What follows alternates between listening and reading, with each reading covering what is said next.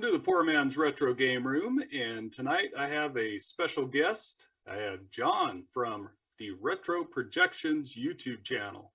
John, welcome, man. How you doing? Doing good. How about you? I'm doing great, man. This is long overdue.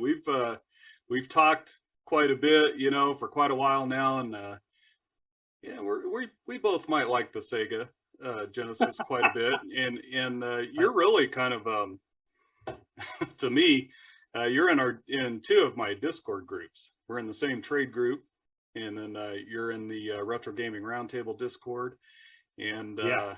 man, you dropped some good stuff in there. You're kind of almost like a Sega encyclopedia for me. So I've been wanting to have you on for a long time, man, and just to let you know that I still want you on the Retro Gaming Roundtable. This is kind of a different thing. Well, thank you so much, man. I'm absolutely. I'm honored that you even talk. Oh, dude, I think that you might have been really one of my first subscribers that would actually engage with me, and leave comments on some of my videos, and we kind of just got to know each other that way, and then through the trade group, really, we've got to know each other. We've hung out a little bit on the multiplayer nights in the Discord, and on the Kind of Cool's Zoom channel, Zoom account. So yeah, it's been awesome, man. I've been wanting to have you on forever, so this is going to be cool. And what I kind of wanted to talk to you about is, a lot of times I'll be talking about how I play retro games on a CRT. Yeah. And I have some cheap options, some of the Hyperkin consoles to play it on an HD TV. Sure. But honestly, I don't use them much. I really enjoy original hardware. But there's a lot of people out there that don't have the room or the desire to lift a 100 to 150 pound TV and move it into their house. Yeah, exactly. So I've really loved your channel, man. I've been watching it. So what you do, you play on a CRT as well. I've seen you capture on CRT as well.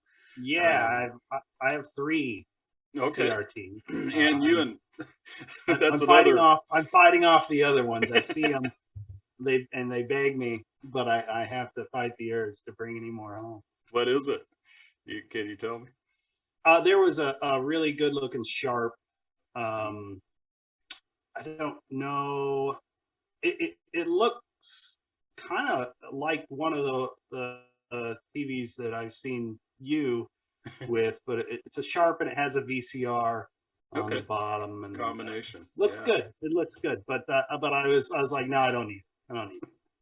Well, I'll tell you about so I have a couple with a DVD combination and one VCR combination. The good thing about those, though, is all of those 3 TVs are pretty small.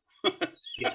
They're easy to move around. But okay, cool. Well, but you play a lot of the time anyway on a Projector, and you've been capturing footage on the Projector. And I've been really intrigued by that because, I can see a lot of advantages of doing that. But how did you kind of what drove you to get into playing on a Projector? Yeah, it was kind of through necessity. We had this great little apartment, my wife and I, when we first got married, and it was really close to downtown, loft apartment, beautiful wood floors. It's the type of place that when you're young, you wish you had. Yeah. And as we got older and had kids, it was like, how can we get out of here as quick as possible? And so we moved out of that place and got a bigger place with a garage, and anyways, I got forced out of my game. The baby took my game room, and my current game room shares space with the laundry room. There you go. The washer and the dryer and the water heater and the furnace and that's where my games are, and my bicycles Yep. are there. I mean, it's in the corner of the basement. And it wasn't going to work out. So Yeah. when the first time I ever played Samurai Showdown 2 was on a projector at our local arcade. That's And awesome. they had a really giant machine, Galaxy Force Deluxe, I think is what it was called. I might be wrong about the name, but it was a huge hydraulic piston operated cabinet. You climbed inside and buckled like a 5-point harness, and it cost $3 or something to play. And they got tired of it. They got rid of it, and they brought in this massive RGB projector setup for a Neo Geo. That's awesome. It needed its own HVAC system to keep it cool, because they're huge. They're like the size of a hood on a Cadillac. I mean, they're massive projectors. And so since that day, I've wanted a projector, and so I came up with this idea to have an AV cart that I can wheel in and out of the room, and I can project onto the wall up to, I can make it bigger than the wall. I think I can do something like 20 feet diagonal. Wow. With this mini projector, but I do about 6 feet. Okay. It looks the best at about 6 feet. So. That's cool. Yeah, so you can really kind of dial it in and get it to look kind of the way you want it to look. And yes, yeah, there's a ton that you can adjust on it. Adjust. Do you have it? Does it have its own sound system, or does that have to be kind of piped out to a stereo or a receiver? It has a mono speaker. Okay. That I don't use. I have a kind of my whole theory in gaming is if you can get it free, that's the best way to get it. Yeah. And so somebody was throwing away a sound bar. Okay. And I said, "Does it work?" "Yeah, it works." "Okay, I'll take it." And the thing is huge. It's like 4 feet wide. Oh, awesome. It's soundbar, but it's great. So I plug my RCA, or whether it's a 3.5 millimeter stereo or RCA plug, but it also has digital hookups, the digital audio, the optical, the infrared stuff. I'm not that familiar. I wouldn't pay to upgrade in all my systems like some people out there. Although that's cool. I don't need that. Yeah, absolutely. So that's pretty cool. What kind of inputs do you have on the back of most, and is there different mini projectors with different inputs? That's a good question as well. Yeah, there are. So there are two types of prominent mini projectors that you're going to find that you can afford. I mean, there are three types of, but RGB is the top of the line, but those are the ones that are the size of the foot of a car. I mean, they're massive. They're huge. And they're incredibly expensive. Yeah. Cost prohibitive, probably. But the two that you're gonna find are a LCD projector, which is really pretty good for very low light digital. Okay. So your modern consoles will look pretty good on a LCD projector, and LCD projectors are really pretty inexpensive. I mean, somewhere between $30 and $100 for an LCD. Yeah. No, very affordable, and they have good picture quality. really good considering the price. And then what I game on is a DLP, digital light processing projector, and it's a Texas Instrument thing they invented back in the like 70s, and it uses mirrors. It works a lot like a CRT. Yeah. It's got a light gun that shoots through a color wheel, and it has all thousands of mirrors that project the image onto the wall.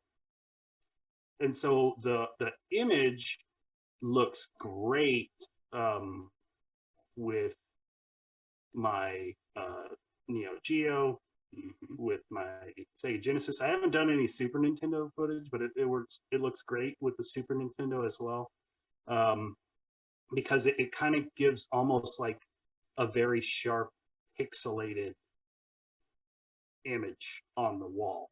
It almost like segments each and every little pixel. Nice. And I think it just looks great. Yeah, well, looks good, and that's what you're capturing your footage on, right? Yeah, it looks good. Yeah, thank you. Surprisingly, because when I kind of thought about a projector, I just didn't know what the picture quality would be like. But what kind of surface works the best for you to project onto? You need as smooth of a surface as you can possibly get. You don't need to buy a canvas. That's what I was wondering. But if your wall is very textured, you're going to need something to remove that texture. You can go and tape off a block of your wall and sand it down, and then you want to paint it matte white. MATTE white, matte white. You don't want any gloss at all because it'll reflect the light back, and it's kind of blinding, and it looks terrible too. So that's what I guess got me to do this. Is I was downstairs in the basement. I said, that wall is not the same color as the walls upstairs. And I'm looking at it and I'm like, that's perfect. And so I got my flashlight and I'm like, I'm testing the wall and how, because I didn't want to buy something that wasn't going to work. Right. And it's matte white, or at least it's close enough to matte white that it worked. And so then I went ahead and got the projector. So. That's awesome. And so if you did have, let's say, textured walls, do they sell kind of like a canvas out there that you can get to kind of hang up on your wall, or is it something that's easily made? Or you might have to make it. Okay. I suppose they sell screens. A really good friend of mine, he kind of made his own. He came over, saw the projector, and he said, that's fantastic. I need that. And he said, my TV's going out, so yeah, I don't really want to drop another, I don't know how much. I mean, his TV's perfect. He's got, you would love this guy, Joel. He's got like two 40-inch computer monitors next to each other. But he said, my TV is going out, I need something. And so he took poster board and adhesive glued white canvas onto the front of a bunch of poster boards that he stapled together in the back. That's cool. And so it's a perfect flush face that he stretched this canvas over, and then he just hung it on the wall like it's a picture.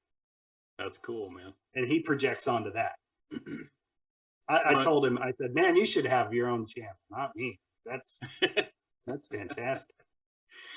Well, and I kind of liked the way you've done some of your later videos where you're kind of showing the whole wall, you know, Mm. when you're capturing, and you can see, and it kind of gives you a little more of a scale of what you're looking at. But yeah, I like that. I like that too. Early on, I was trying to figure out how to do it's it. tough, man. Yeah. It's And it was, I've had to go through so many camera apps. Yep. I have a good quality camera, but the app wasn't up to the task. And so I think I'm on like number 7 or maybe 8 at this point. I mean, it took a long time of testing and trashing to get one that worked. And that kind of sounds like, because I try to record a lot of CRT footage, and man, I mean, your CRT capture is awesome. Well, thank you. It's a lot. I mean, it takes a lot of time because you've really got to set up, and then I have a tripod and all that, and so then I taped off the little area on my floor to where I could set my tripod on every time, the science behind it. But nobody sees. I always got to like adjust it, and it sounds scientific, but yeah. And then you get a game and you put it in and you're going, okay, I've got to like take the brightness down and adjust the contrast. And, that's right. And then the tent is off. And so you end up jerking around with it for 40 minutes to get 10 minutes. Time consuming. And it's, yeah, you're right. And every time you switch a system, you shoot a different system, even game by game, like you're saying, man, it can be different. You got one on right behind you, actually. That is an issue. Golden X2. It has the intro. It has a different width than the game. Yep. And so it goes from this to that, and it screws everything up. That was actually, I almost forgot to ask that question. So, aspect ratio, does it? Are there anything that you have to worry about there with the projector? Does it just automatically pretty much do what you? I've got options. I've got 9:16. I've got 4:3. Okay. That's what I was wondering. And it will automatically stretch a 4:3 to fit. Okay. A 9:6, a 9, whatever, 16:9, 9:16, whatever. 16:9, yeah. Yeah, and it'll make it look wonky. So I have it set by the signal that it receives. Okay, that's cool. So my component will automatically go to 16:9. HDMI, which I don't have the adapter for yet, but I do. Hopefully, in the future, I get one and I can do some HDMI, maybe some PS3 or something like that. That'd be cool, man. Yeah. That would be interesting to see on a projector. That would be. Yeah, and then my S video and my composite is 4:3. So. Okay, that's cool, man. And so I asked you to kind of bring one and maybe show it off a little bit. I see you got something behind you there. Yeah, so I have 2 of these because I bought one loose real cheap, and when I bought it knowing that it needed a new, let me get it out of here. It needed some new components. These only have a life of like 5,000 hours. Okay. And when I put the new lamp in, it blew a fuse. And so I liked it so much that I bought another one. It says DLP right there. Yep. Yeah. And it's a Dell 3300 MP. Okay. Is what Dell it's called. 3300 MP. Yeah. Yeah, it's a great little thing.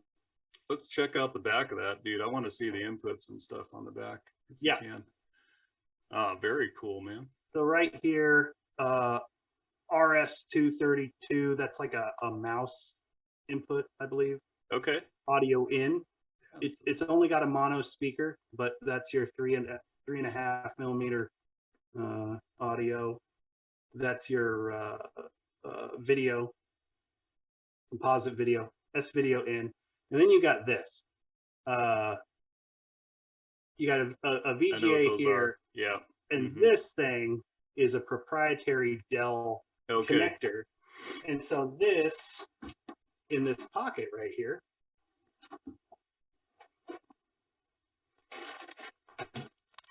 I have a whole bag of all the connectors. That's so cool. Right there. Very cool. That go into the proprietary Dell. What's it called? M1. Dell. Yeah. All right. Thanks, Dell. with your proprietary power cord and your. Thanks, Dell. So if somebody was looking to kind of get started in this, check it out, maybe try it. What type of money are they looking at as far as just the projector part of it? So I got this really cheap, which is that's my MO. I got it cheap. I always get the case, the projector, all the cords delivered for $60. Can't beat that, man. Jeez. Right? But for a projector kind of like this, you could pay $200 to $300. Brand new, this thing was like a $5,000 piece of kit. So they're out there, and there are better ones out there. But I recommend anyone who's going to try to get into it for the first time, don't worry about getting the last projector you're ever going to need. Right. Get a cheap projector and see if it works for you. Yep. LCD for modern, and by modern I mean like PS2 and newer. I was gonna say PS2 or PS3 and up. Yeah. And then a DLP, digital light processing, for your vintage stuff. Your retro stuff. Yeah, well, your retro. Your more vintage, more retro stuff. That's cool, man. Yeah, so you've got yours on a cart, and you just kind of wheel it out there. So where's all your games stored? Are they in your game room, in your laundry room? Yeah. That works, man. Yeah, I have some old, faux wood grain. They're like VHS cabinets. There you go. Or bookshelves. So that you just kind of put on the console on the cart that you're wanting to actually play that time, and that's it all out together. Yeah, that's perfect, it, man. That's really a good idea, though. And kind of the other thing, showing that in the bag, it's fairly portable. I mean, you got a buddy that has a retro console, you could take that over and hook it up, and so that's cool too, man. And that's part of retro gaming is sharing.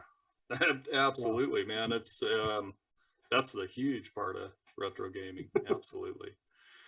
And a little bit of that a lot of it's gone in modern gaming, unfortunately. So yeah, they're trying. They are. Right? They're trying. But you see a lot more games kind of coming out with the local 2-player, but man, yeah. And you were saying like up to $200. You can't really get a good TV for $200. So I mean, no. If it's you something, can get a TV for $200. You know, like some guy named Vincent around the corner has one that fell off a truck for Oh, $200. oh man. I don't know. Sorry, Yeah, people named Vincent. I have nothing Vincent. wrong with people named. I have friends named.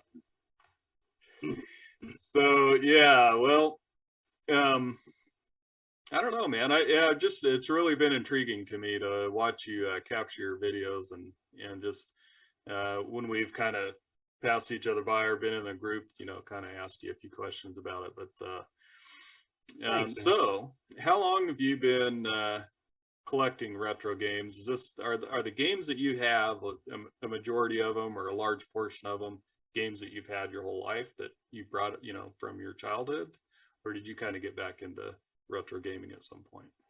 No, no. This is interesting. I guess in an abbreviated timeline, my gaming adventure went Atari 2600, Yeah. Tandy Color Computer, Sega Master System, Sega Genesis. Years later, Super Nintendo NES. Somewhere in between. No, Sega. It was Sega Genesis, TurboGrafx 16, then Super Nintendo. And somewhere in the line, I went off to college, and my dad sold almost all my video games. Yeah. God bless my dad. Mm-hmm. Sure. But Yep. he made a lot of money. Oh. Even in the early 2000s, he made a lot of money because they were all RPGs and Okay. Yep. And sought after. Yeah. And I wish I had some of them back, all of them back. But anyways, so after college, I was burgled. No way. And like the majority of my PlayStation 2 collection was taken. Thousands of dollars in games. I think the police report was $8,000 of property. And yeah, it hurts. Yeah, it hurts. Definitely. I think you know, so I don't have any like very many games from back then. You know, yeah, I don't either. I've got a system, a couple of systems and some games, but man, if I could go back and stop my younger self from trading those games in and selling all those games that I used to have. Yeah, I had a few that got protected. All my TurboGrafx, Turbo Duo stuff was protected. Oh man, that stuff's hard to replace nowadays. My Game Gear. Oh yeah. My Game Gear and games. My Sega Master System games. I mean, minus the 20 that I sold with the system so that I could get the Sega Genesis, which came with a free Powerbase converter, so I could play the other 20 Sega Master System games that I kept. Yeah. Yep. But speaking of Master System, I watched your video because I've never played. The only time I've played a Master System game is on compilations of Sega Genesis. You know, they've got the 360. They have those. Yeah. You know, so on every single system ever. Almost. Except for they got the 6-pack on the Sega Genesis. So there you go. Even on the Genesis, they have on a Game Boy, so I'm pretty sure. Yeah. But so I've always kind of wanted to get one of those Powerbase converters, but I saw the Powerbase mini review that you did. Man, you put that thing through the test. And by the way, is Shinobi your Master System Shinobi? Did it survive, and did you get it to work ever? Yes, it works. It works fine. Awesome. I don't know. I don't know what was going on. Like I think I said it in the video, and Dad Racer pointed it out. He goes, yeah, he's silent because he's a ninja. I was like, yeah, he's just hiding. He was biding his time. The Okay. spring. So it's all good. But It's all good. Shinobi works. That was giving me a heart attack though. I was sweating. Man. What's going on? Did I bust this thing on day one? I No, was it worked fine. I was sweating for you. But that seems I have like no idea what so happened. man, take my advice. Go check that video out. I'm going to have a link to Retro Projections in the description. I'm going to put a link to that specific video too. Do yourself a favor, check it out. And how much was that Powerbase Mini with the FM? You got the one with the FM sound, right? So Right. and that's you were showing it like he'll play. He played several games, but plays it, and then you hit a button to get that FM sound. And he was showing the difference, and it was pretty amazing, actually. Yeah, I got it from Castlemania, and they were a limited pre-order run, and I think it was $76. Can't beat that, man. It was a great deal. It took a long time. Yeah. And I think everybody knows why. Why things take a long time now. You can't get it manufactured and shipped, and then there's going to be a revision most likely, and then you got to have it and so it took like a year. It kind of surprised me that something like that hadn't come out earlier. I guess you've still got a lot of those the original Powerbase converters out there, but it did. So not only the original Japanese Sega Master System had the FM unit. The Master System is a souped up Mark III. Yeah. Sega Mark III, which you could buy the FM add-on for. But in the West, so PAL regions and NTSC North America, no FM chip at all that you can add on. But this electronics company called DB Electronics, they manufacture these things, and they did them, I'd say like 7 or 8 years ago, but they only did a few, like a really small run. Yeah. And if you go search it, you'll find a lot of content creators with their video of their Powerbase Mini with an FM sound, but I just didn't feel like any of and they were all 7-8 years old. I didn't feel like any of them really showed me what I was interested in, which is show me the game with the regular sound, then show me the game with the FM sound. There's a difference. There really is. And I don't like the comparison videos where there's 2 sides of the screen and somehow you're supposed to split your head in half and listen to both. That's always got me too. I like the visually, but if they're comparing like 2 different systems, the same game. But so, and just to let you know, the Powerbase Mini basically plugs into your Sega Genesis. You can plug a Master System game in there and play it, and then the one that John has the FM chip, and you hit a button and it activates that FM sound, and it just sounds better. It's actually the other way around. It's automatically activated, and you hit the button and it deactivates to revert it. There you go. So it's even more handy than that. That's cool though, man. Yeah. I enjoyed that video, so check it out. And a lot of people that watch anything on any of my videos know that I love the TurboGrafx 16. Yeah, John, my man here, he's got some TurboGrafx 16 footage up there, and then also Love it. I got, I've got the modern Neo Geo, the Neo Geo Arcade Stick Pro, and I love it. Neo Geo Mini, but tell us about your Neo Geo collection, man. Yeah, man. I mean, so before they did the Arcade Stick Pro and the Mini, I bought a console, Neo Geo console. Some people call it the C box, Chinese box, which I don't like that term. The guy who started those didn't make a lot of them. Okay.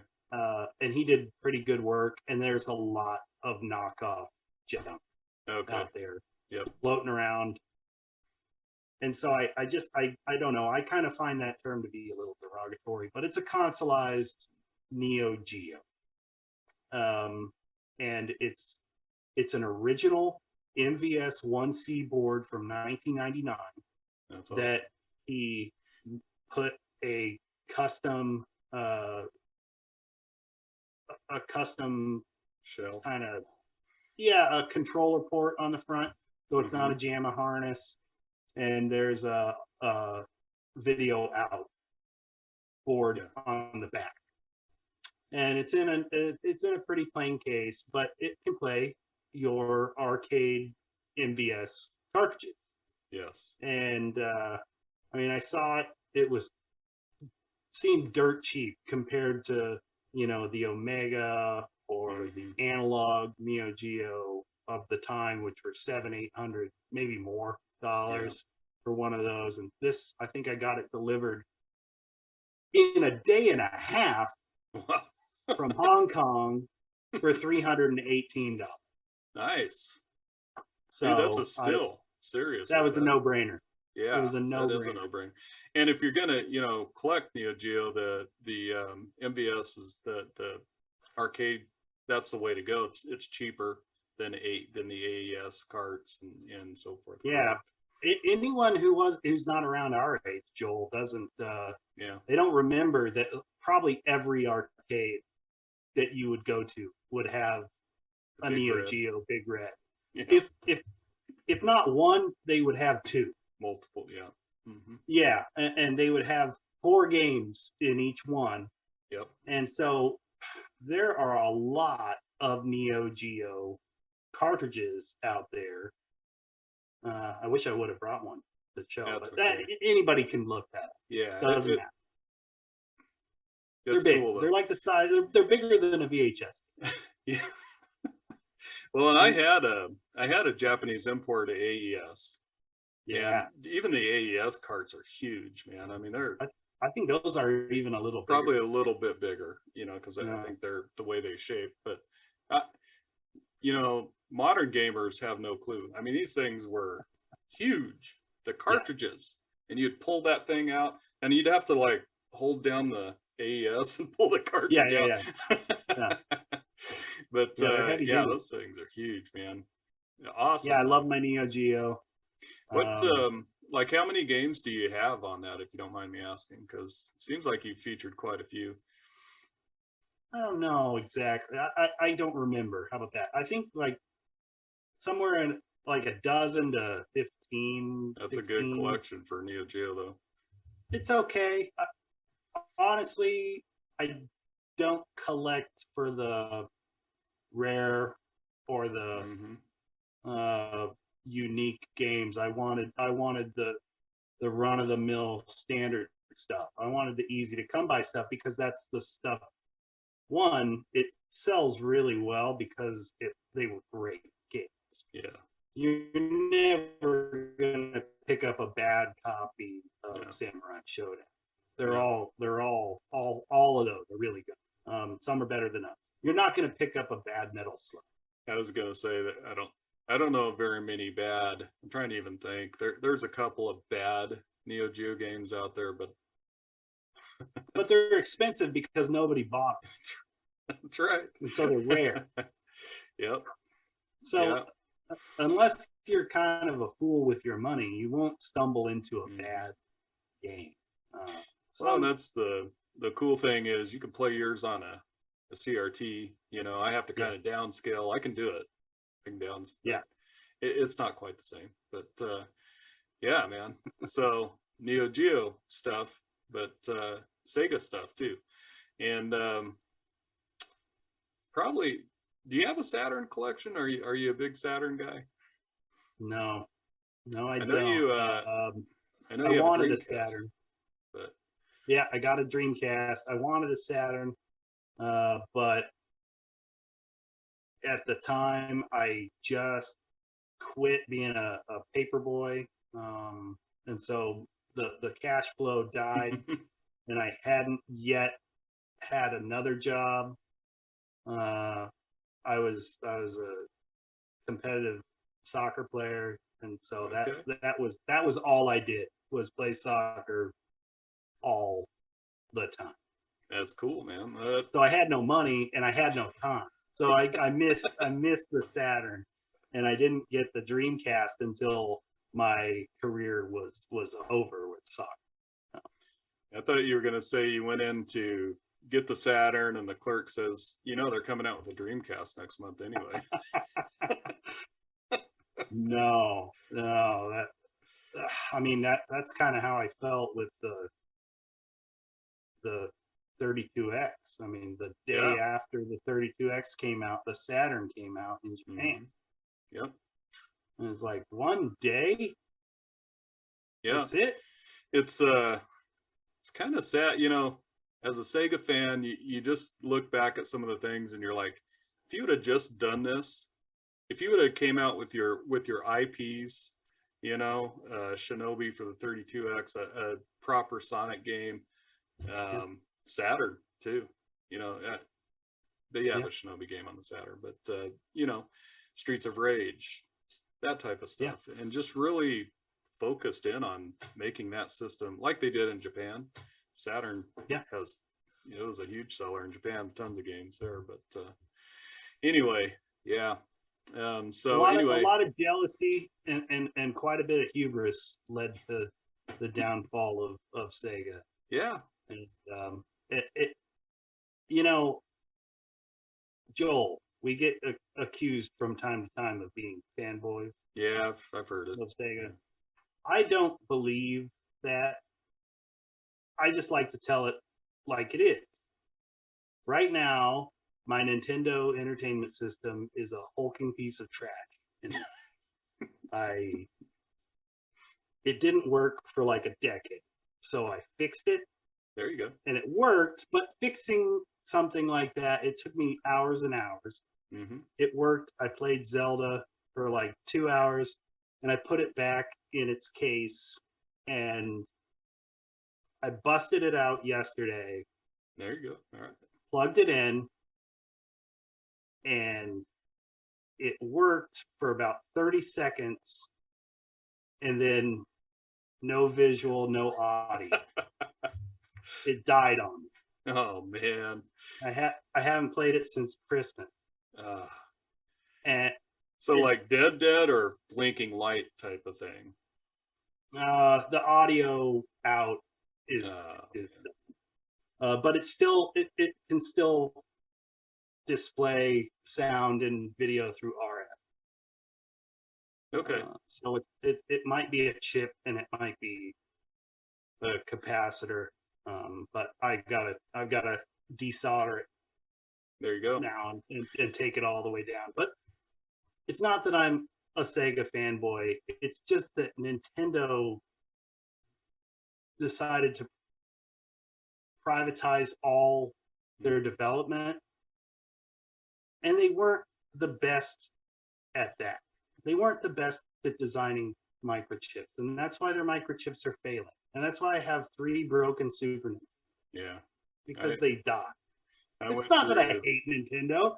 It's just Nintendo did stupid stuff too. But they won despite the stupid stuff. In the long run, they did. And Sega lost because of the stupid stuff. Yep, I agree. Yeah. Call it stupid when it is, man. That's you just got to they're call all it like stupid. Video games are stupid. And we're stupid for loving them, and it's great. It's awesome. Yeah. One it's great. one good point you brought up, and it was, I think you put it in the comments section of the last roundtable episode about the console wars. And this was a big part for me too, not going to a Super NES back when the Genesis and the Super NES were kind of, games were more expensive for the SNES, man. They were a lot more expensive. Mortal Kombat. Yeah. Well, I bought Mortal Kombat I had both at the time that it came out, and I bought it for the Genesis. This is before anybody knew about the blood, right? I bought it for the Genesis. It was $56. Yeah. And the Super Nintendo was $74. Yeah. So $18 more. Yeah. And the system itself was more too, right? I mean, it was, trying to think, it was $50. I think. Yeah. I mean, it was a chunk for, people back then. Yeah. Still is a chunk nowadays too. So, and you could pay even more and get the set with 2 controllers. So, yep. I think that was $70. Yeah. Yeah, a bit of money. It was. You ever own a Atari Jaguar? No, I've played an Atari Jaguar. Okay, because I need you comment on some of my Jaguar videos, because I kind of thought, well, maybe you'd at least played some of those games. Man, that's another one that came out right at that time where the money dried up. Sure did. But hey, there's I was a young teenager, and I needed CD. I don't know. I got you. Yeah. I don't know what I was buying. I was spending money on dope. And no, I don't. I certainly wasn't spending money. We'll edit that out. Maybe baseball cards. Baseball card. There you go. Cards. I bought a lot of baseball and basketball. Back in the day, I would trade a lot of games. I would get a game and want it. I'd play it, and then I would take it and trade it in on another game. And my library was never probably over 10 games. Yeah. At a time, really, for any one system. So but that's a perfect size. It really is. Sometimes I look around and I'm like, man, what am I doing? There were some good times back then with, a couple of games. That's all you had, man. Yeah, well, but all right. So are you working on anything? What do you got coming out in the future here on your channel? Man, I always just kind of, it's off the cuff. It really, I have some time, and I'll just go, maybe I do a Forgotten 5 video. And then I'll look through my list of my games, and I'll go, I don't have 5 that are unique in that. And so then I'll do something else. But I want to do I need to do another pro hack or botch job video. Yeah. And this one's going to be pretty lighthearted, my next one. And then I want to do a new series that's retro projections cheats. Oh, nice.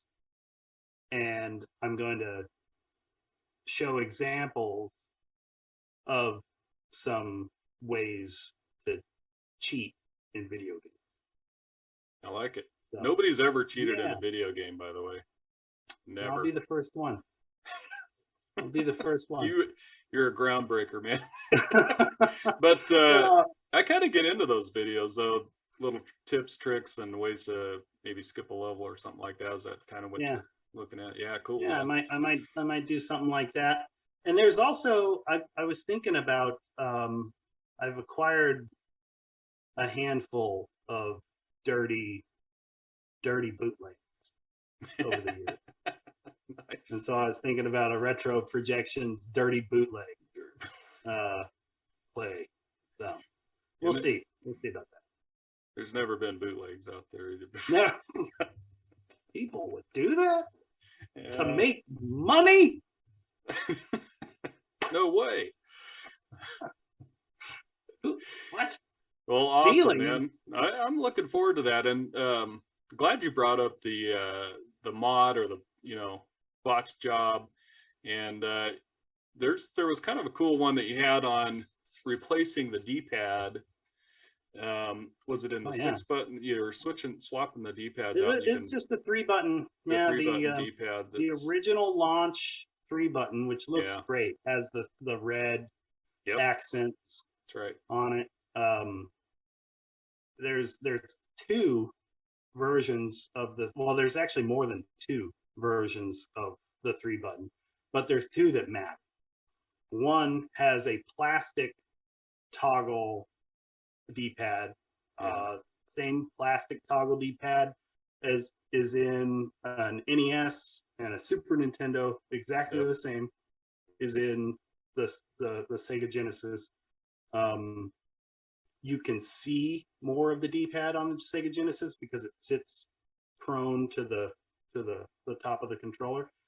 But you switch that little D-pad out with the second version of the 3-button pad, which has a ball bearing in the middle instead of a plastic toggle.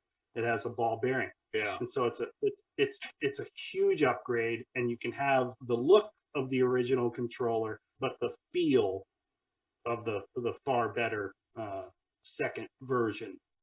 Yeah. Of the 3-button controller.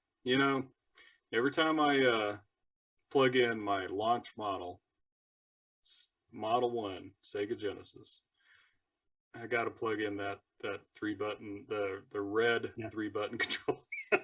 And you're right, the D-pad just isn't. But now when you're talking about the other D-pad, are you just saying, because there's the black and white 3-button that came out later on. Yep. So those are the 2 that you're talking about. And and that one is a better controller. It really is. It is a better controller. Yeah, it is. But then you do it enough, like me, you buy controllers, and you open them up and you find somebody's already done it. Now that's funny. That one's funny. Yeah. But you can buy a lot of garbage controllers that look like garbage. They may even say not tested, and you can clean those dudes up and make them look good. And I mean, that's almost kind of fun as a hobby. Yeah. Really. Yeah. Restoring some of those old controllers, because there's nothing better than an OEM controller, man.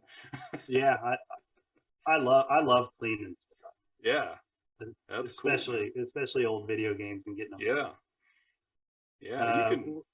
In the future, some of my videos are gonna have some repairs, cartridge repairs. See, I would like to see that. Yeah, have you ever had a dead cartridge? Oh yeah. That it doesn't matter if you clean it or. I've got one right now, and it's got the gold shell on it, and it's a Legend of Zelda, and I cannot get it to fire up at all. And I know how to clean an NES cartridge, man. It's clean. Yeah, it won't fire up. So yeah. Have you changed the battery? Battery's changed, but I haven't done anything else. That's it. Okay. Yeah. Okay. Yeah, some games, not all. Some games, if the battery doesn't have a charge, they won't even boot. Yeah. So that's always something to start with. There you go. And you start with the easiest thing. And then you go for the more better. There you go. So, I think that would be cool too, man. Some repair videos, that'd be awesome. But check out Retro Projections. Link's going to be in the description, and you won't be disappointed. We got Neo Geo stuff. He's got TurboGrafx 16, and maybe a little Sega, maybe a little bit. Maybe. Thank you very much for joining me, man. I appreciate you taking time out of your day coming on and talking to me tonight. So check out Retro. No, Joel, thank you. I really. Absolutely. I'm flattered that you even had me on. It's been a thrill. Well, it's been long overdue, and you know what? We're going to have you on the round table for sure. and I wouldn't mind doing something with you sometime, because kind of your jam, and you had a really good Overlook. I like your Overlook series. Anytime you do anything on certain games, you know, Overlook games. So maybe we'll get together and we'll do something like that for the Sega Genesis or something, you know, in the future, and just kind of both of us getting on and bringing like 5 picks a piece or something, you know. So yeah, I love it. Awesome, man. All right, well, thank you very much, dude. You have a great night. Thank you, brother. Take it easy. You bet. And thank you for joining us today. You have a great and safe rest of your day.